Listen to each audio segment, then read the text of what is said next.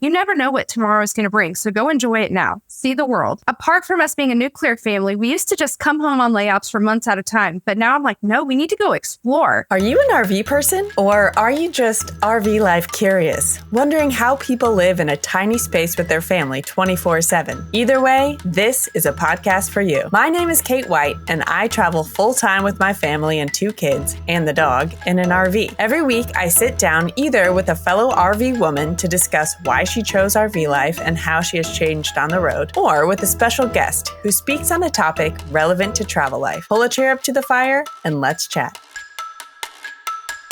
Hello, Andi, and welcome to the RV Queens podcast. How are you today? Good. It's good. Awesome. I hope you are.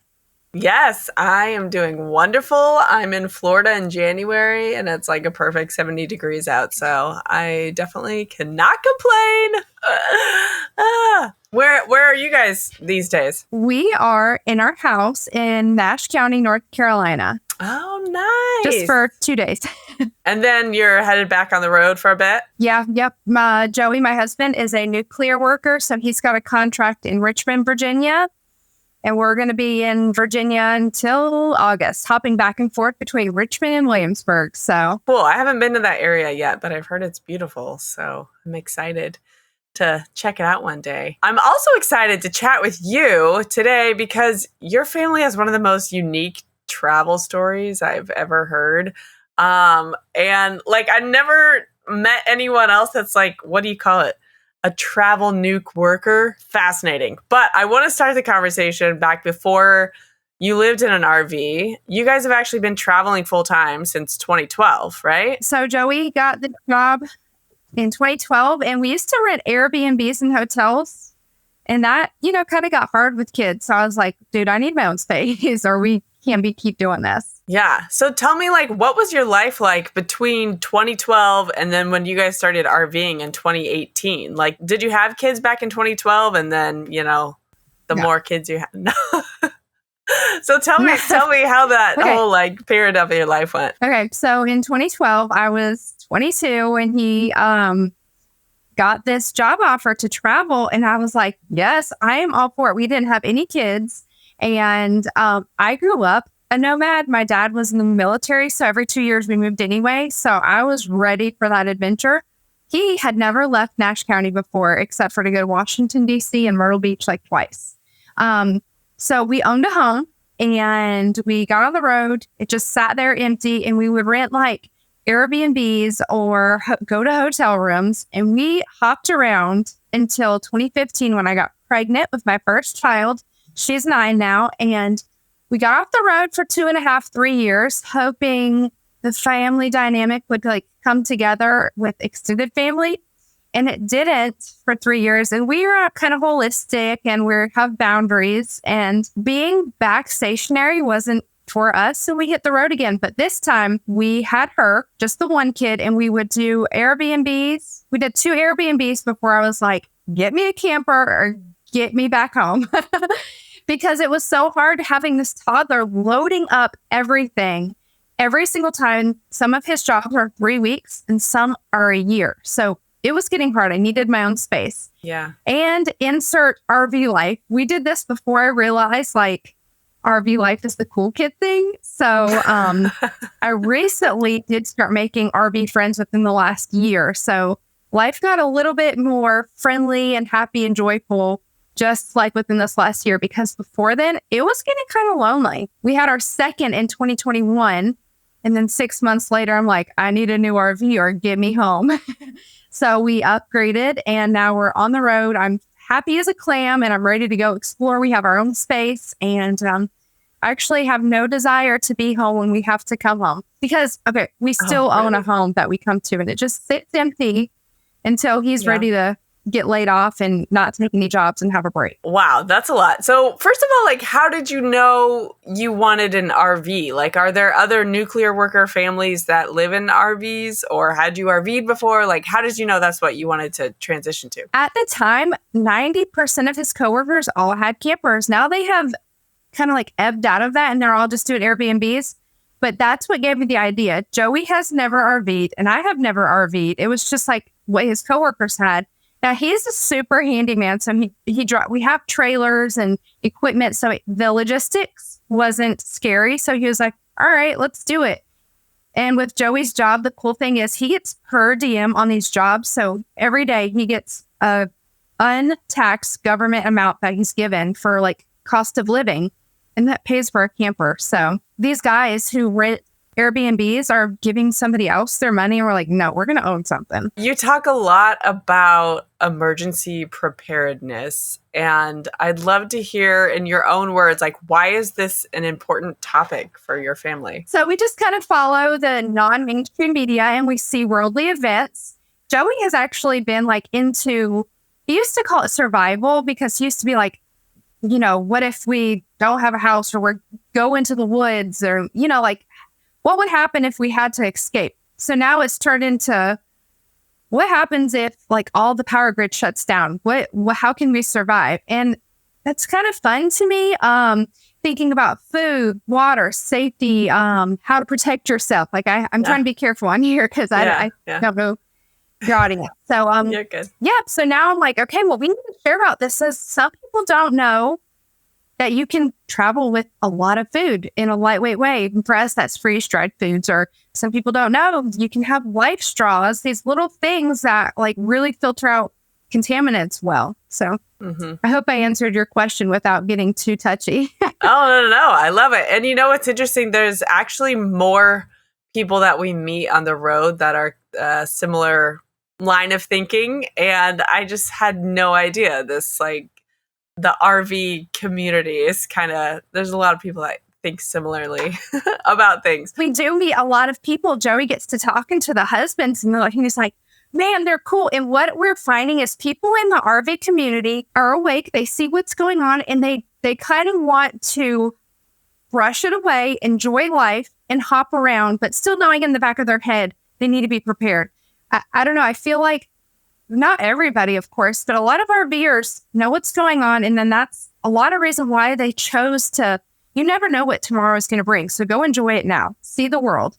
And apart from us being a nuclear family, we used to just come home on layouts for months at a time. But now I'm like, no, we need to go explore. I think it's more like a questioning mindset. Like a lot of people the families that have chosen to live in an RV, like there is a point in their quote unquote normal American life where they're like, why are we all stressed out all the time? Like, why are we just putting up with the daily commute and the kids in the school all these hours? And, you know, like the questioning mindset, which I think really lends itself to be like, and what if something crazy bad happens? Like what, or like XYZ. Okay.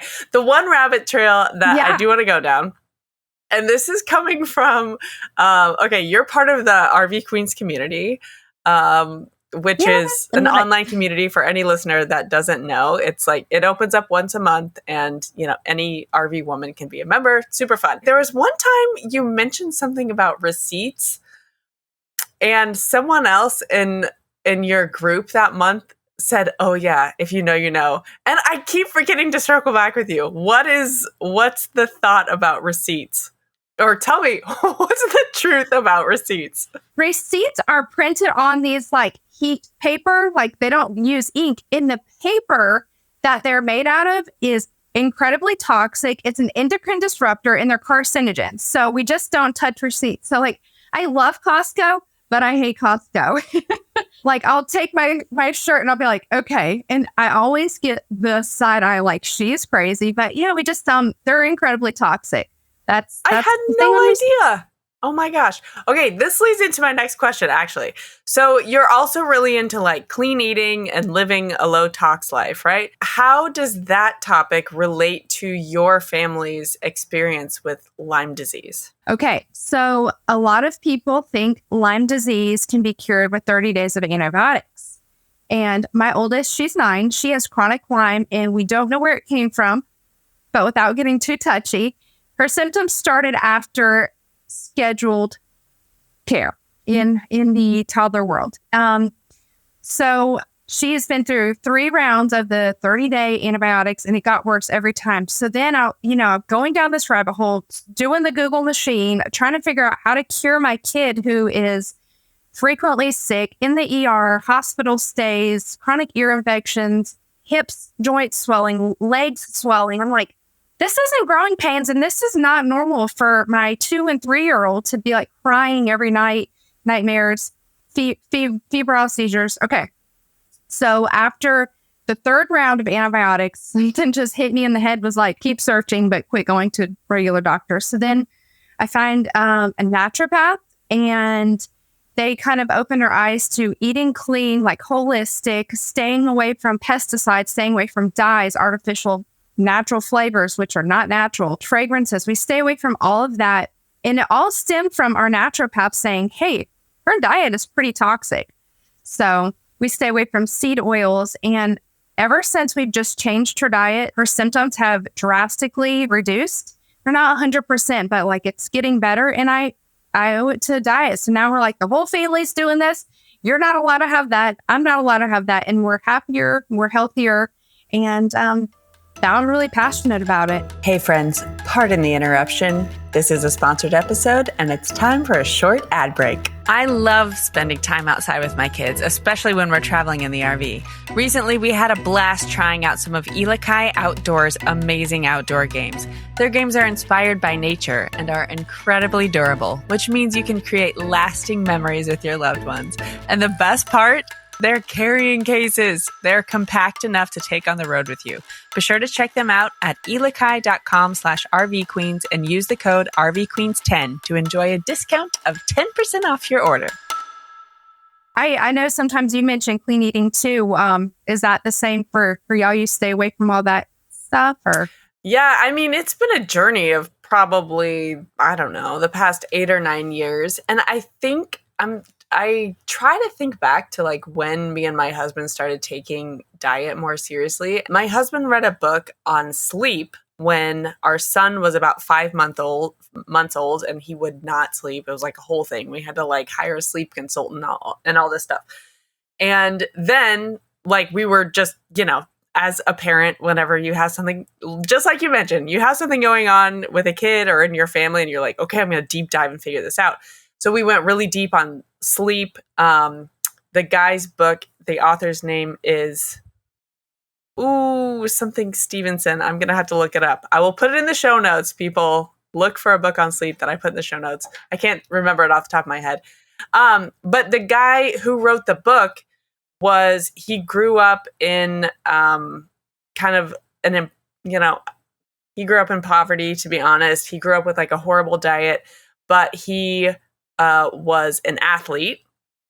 He got an injury, so he couldn't play anymore, and then he gained a bunch of weight. He was getting super duper sick, and he basically turned his life around by eating organic food, high quality meat, blah, blah, blah, all this stuff. And now he has this podcast and writes books about health and science, and teaches people how to incorporate health and fitness and all this stuff. So it was eye-changing. That was the first real life story we heard about someone completely changing their life just through diet. My husband around that time also got, he found out he had 2 autoimmune disorders. One is thyroid and one is called vitiligo. And so it was like kind of this combination of things going on in our life. We're like, wow, we need to take food a lot more seriously.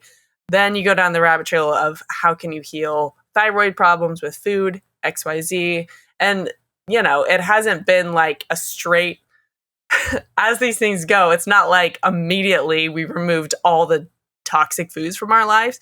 But over the years, we've eliminated so many things that at this point, we're a gluten-free family. We don't have any seed oils in our house. We don't even have cane sugar in our house. Like we only cook with coconut sugar or monk fruit. We don't drink soda, all these kind of things. It's funny to me though, like back to the RV conversation. We thought we were weirdos when we lived in Omaha in a city, and people would be like, oh, do you need a gluten-free app? Ooh, they're coming over. What should we eat? It just felt like we're kind of out of the box.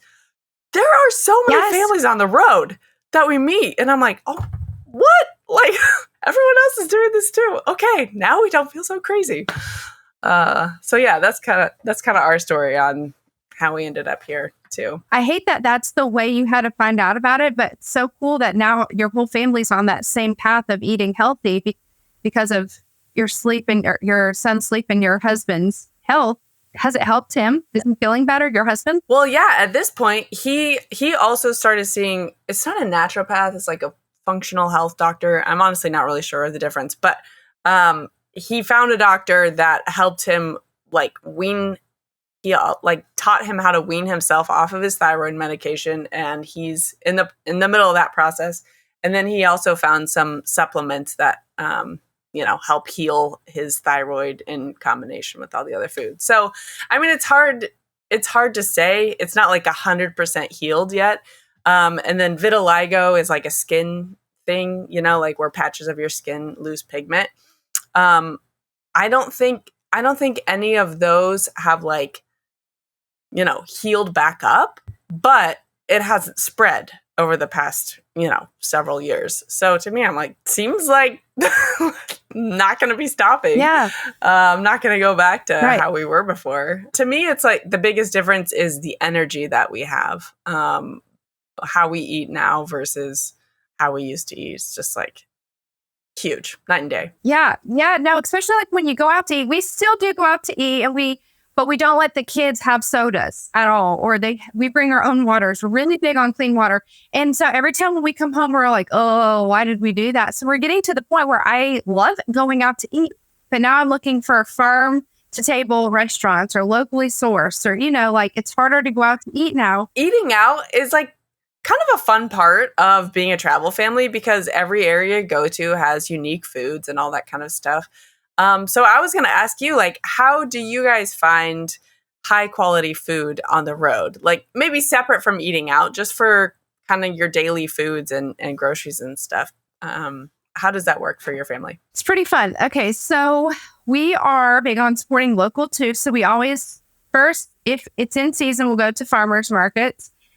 Second, if farmers markets aren't around, we'll do local butcher shops. But you have to be careful with those because you can't just go to a butcher shop and it's good. You have to like really research where do they get their meat from.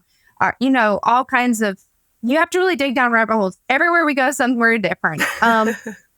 Costco is our win. We can always find. We have staples now at Costco. Our diet has gotten kind of boring because when we get up to these states like in New England, it seems like health really or out west in the Midwest, like Kansas and Omaha, it's really hard to find good. Well, Omaha, I take that back because they've got Whole Foods and stuff. But like when you're in those areas, it's hard. Right, so, the more rural areas. Yeah, there is a butcher shop in Blair that we right outside Omaha, Blair, Nebraska, that we like. It's right on the other side of the railroad tracks. So next time you're back home, if you want good meats, they do have good meats. Okay, good to know. I haven't heard that before, so thank you. Did you guys spend time in the Omaha area then? So we lived actually in Iowa, right over the bridge. There's a little campground in a woman's yard, and that's where all of us nuke workers go. Yeah, I know. I like that area. So every time you say Omaha, I feel like drawn to, even though I'm not from there, I'm like, that's where we spend a lot of our time. And I'm like, I can relate to her. Yeah. It's funny when you live in a place for an amount of time, you kind of get like a cozy, reminiscent feeling. What do you think back on that? Yeah, exactly. Whenever we go back through areas, even Zoe, when she's been at this her whole life, and she's like, oh, I remember this. That store used to be there. Like, and it's just nice, like, as a traveling family, for your kid to really pick up on changes across the country. And she also picks up on mannerisms and habits and restaurants across the country, too. It's really cool. I'm excited to see our 2-year-old transform into knowing the country. Speaking of kids, you've got 2 kids. And tell me about your homeschooling approach. Are you guys curriculum-based, unschoolers, in between? What have you got going on? We are primarily curriculum-based. We do Abeka. I'm not a very organized person, and I'm really like, go with the flow. So if I didn't have a curriculum, she probably wouldn't be educated, just to be honest. So we do that because I know I'm irresponsible and I'm like fun over education. That being said, we do take off Fridays and typically try to find something fun to do that's also educational, whether it's a children's museum, a farm, a state park, community, something community based, we'll do something fun then. And I don't make her do any like paperwork on Fridays. And like if we're home, like we're home right now, families coming in, wanting to see us. So I'm just like, whatever, we'll pick back up. So we use a curriculum, but we don't follow every day, Monday through Friday. You have to sit down and do it. Like as long as the paperwork is getting done and that you're understanding it, it's not accredited. Even though Abeka can be accredited, we chose not to because it's just so flexible. That's awesome. I've heard a few families talk about Abeka, so it seems like a really, really good program.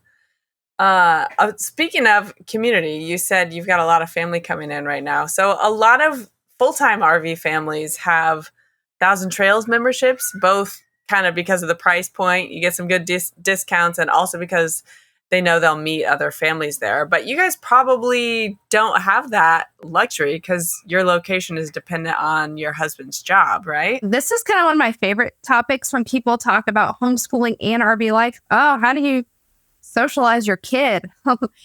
That's my favorite thing in the whole wide world. So here we go.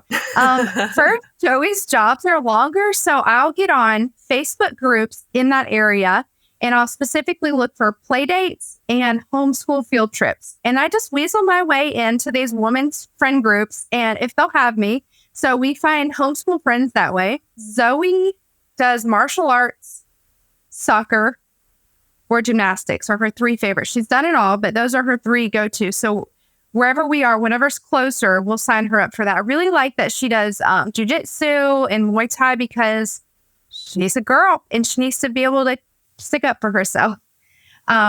Church, we always try to, if we're somewhere long enough, like at least a month, we'll try to find a church. And so with Nuclear, we do get sent back to the same job. So it's always nice to find a church because we can go back and like feel like we kind of have a connection.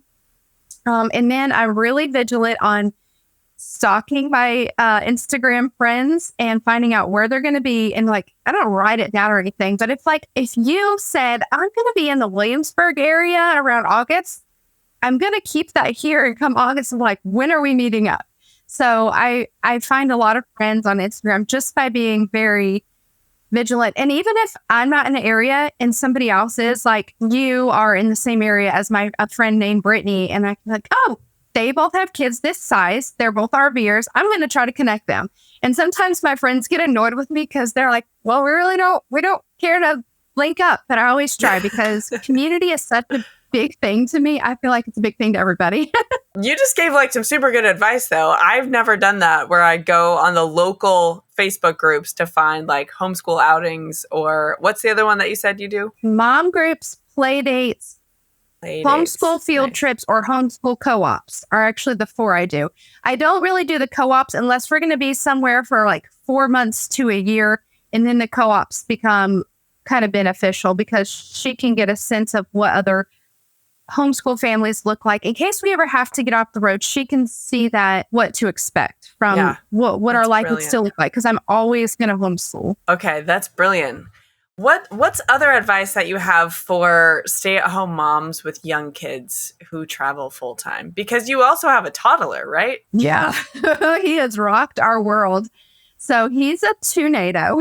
First of all, like I keep a clean house. Like it's not disgusting, but I also don't mind slime and Play-Doh and that sand crap that gets everywhere. Markers, super washable, draw on my walls, dude. I don't care. It's going to come off. Like I'm really relaxed about messes. And a lot of moms would rather not deal with those messes and have like controlled cleanliness, where I have learned quick with this one just to let go. And then also looking for mom groups and stuff. We take him to the park. There's so many little kitty areas you can go to. If you just get on, I love the Google machine. Just get on Google, toddler play near me. And then you're probably going to find like 4 or 5 different indoor gyms, whether it's somebody in their shop on their land, put kid toys together where a bunch of moms can come together. In Omaha, there's one where you can like drop your kids off and then sit on the other side of the retaining wall and just have your coffee and let them run, rip, and tear because there's one entrance. Right. So I really try to utilize those places, but I'm getting to the point now where Zoe, she's like pre-tweening over here and she's like, I don't want to go there. So she gets a book if she doesn't want to go play, and she can read because little man needs interaction too. Got a lot of energy he has to get out, and the 9-year-old maybe doesn't so much. Yeah, she's chilling down a lot. So often, like, we'll go find places where he can, like, learn how to climb a tree, or, like, in a little river, we'll let him jump on rocks and stuff because he thrives on being outside. It's a lot of work keeping him entertained. I'm not going to lie. Like, everyone's like, oh, you can do RV life. No, I'm going to share the real truths. Like, it's hard keeping littles entertained in a box. Right. Yeah, I can't imagine. Even, it's like the outside almost has to be part of the house because there's not enough room for them to run. And I remember when mine were toddlers, we lived in big, 3-bedroom and stuff houses, like with full basements. And it's like they would live in the entire house. So when you don't have that luxury, the outside is like, yes, this is an extension of our home. It has to be. And we get sent to like Nebraska, Iowa, Connecticut in the winter. So that's when I immediately was like, all right, I'm going to let down all my rules. You can have markers. You can have slime and Play-Doh because you're like going crazy. I'm not taking you outside when it's literally -40 last week in Omaha. Relax on messes is my only advice. Like you can buy kid window crayons or bathtub crayons, and we don't have a bathtub in our new camper. I literally shut him in the glass, sit on the toilet with it closed. I'll get work done, and he's just coloring his little heart away. So that's another tip. Like bath crayons are where it's at. All right, Andi, you've been traveling for a long time. So I want to ask you a set of rapid fire questions to get your hot take on traveling in the U.S. Are you ready? Yes. Okay. All right. Number 1, what is the best campground in the U.S.? I know everyone's going to say this, but so far it's a resort, and it is Camp Margaritaville, Auburndale. I knew you were going to say that. That's awesome. Yeah, that place is awesome. That's where I met you in real life. That's right. It's so pristine. That's what I can't get over when I visit there. I'm like, wow, everything's just so manicured. It feels like you're in like, when you go to like a high-end, hotel resort and everything's just that's what it feels like, except it's an RV resort. It's so trippy. Okay, sorry. I'm interrupting my own rapid fire set of questions. No, you're okay because it feels like you're in the Matrix. It feels like it's not real, like you're in a simulation because it's so perfect. That is so true. That's what it feels like. All right, number 2. What is your favorite state in the U.S.? Florida, hands down. Like, I don't care about the alligators and hurricanes. I will live there. I'm so jealous you're there. Florida. What is the worst state in the U.S.? Hands down, Connecticut. Best outdoor adventure you've had with your kids? So recently, Rainbow Springs in Florida was awesome. There's no manatees, but there's turtles and fish, and it's clear. So, what is the worst outdoor adventure you've had with your kids? Oh man, there's this hike in Connecticut that we got lost on, and it was like some freaking incline in Connecticut. Not judging anybody, but legit drug heads like just coming out of the woods in the middle of nowhere, and we're lost. So Connecticut, there's a hike. Sleeping Giant is the name of it. Okay. My gosh. Just gonna avoid that state at all costs. One thing you can't live without in the RV. Oh, my reverse osmosis water system that's tied into our RV. Like clean water all the time. You have to stop traveling and settle down today. Where would you stop? The Redlands, south of Miami, in Florida. Man, I haven't even heard of that. Okay. Well, noted. I'm going to send you a list of all the things to do. It is hidden gem. I'm seriously sitting over here taking notes as you're talking. So thank you for sharing your knowledge. Okay, a couple more questions, and then I'll have you share with everyone or where everyone can connect with you online. When you think back to Andi before RV life and Andi now, what has changed? I'm a lot more confident because I'm just with my family. I don't have a boss. I don't have to please anybody. I have to please my family. And that has grown me. I'm like, when people do try to step on boundaries, I'm like, oh, hold up. You're not taking care of me. So like finding myself and finding my voice, hands down. I love that answer. So good. Okay. The slogan for this show is a podcast about unexpected riches. So what would you say is the unexpected richness that you have found from RV life? Coming closer as a family. Like I had no idea living closer was going to bring us closer together. Zoe last night was saying, just ready to get back in my camper. I just feel like we're more together. And like that touched my heart. Like we're just a lot closer as a family. Like we still want to like throw some elbows sometimes, but we're closer. All right, Andi, will you share with listeners where they can connect with you online? Yes, we are Nuclear Nomads on Instagram, and really that's where I put all of my love and attention. So Instagram, nuclear.nomad. All right, girl. Well, thank you for being on the show today, and hopefully I will see you on the road. We will, for sure. Yes. Awesome. All right. Bye, Andi. All right, my friends. Thank you so much for tuning in to today's episode and for being my favorite part of RV life. If you could please like and subscribe on whatever platform you're listening on, that would be awesome.